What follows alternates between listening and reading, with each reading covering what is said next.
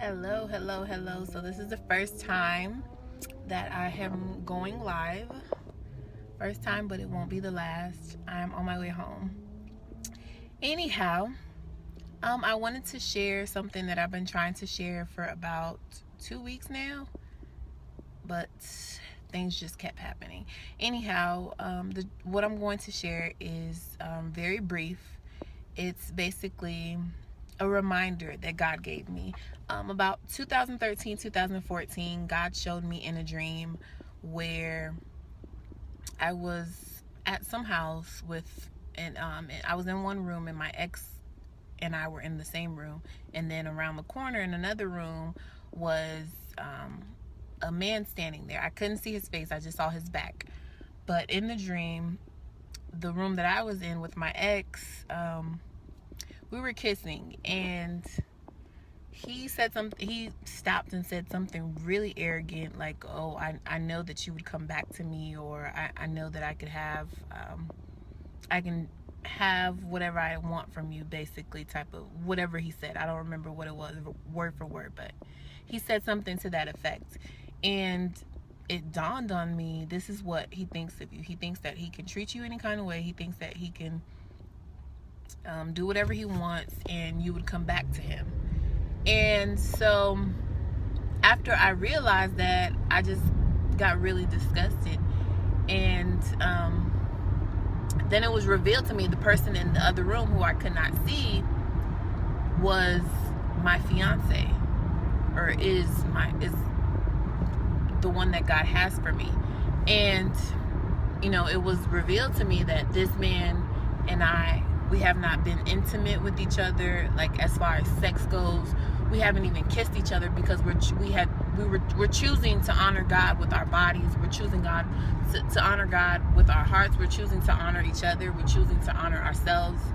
And when I woke up from the dream, it was just like I started praying immediately, because I'm like, God, like, what does this really mean? And God revealed to me, like, what I had with my ex was pure lust. And although it might have felt like love at the time, that's not what it was.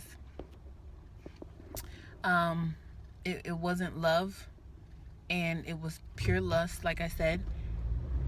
And then also what was revealed to me is that if I go back to that pattern, if I go back to that situation, if I go back to that relationship, if that's what you want to call it, if I go back to that, then I will be forfeiting what God has for me. I'll be forfeiting the man that is willing to wait with me until we're married, to be intimate in that manner.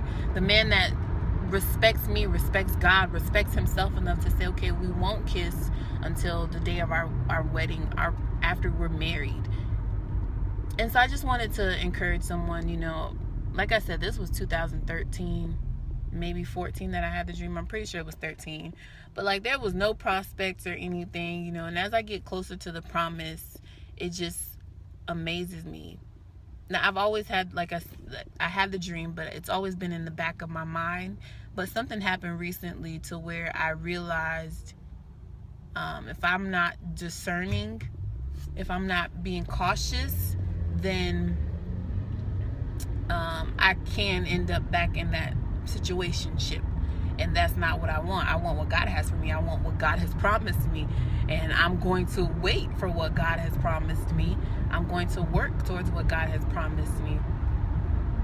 But it reminded me of that dream. Like, don't throw it away.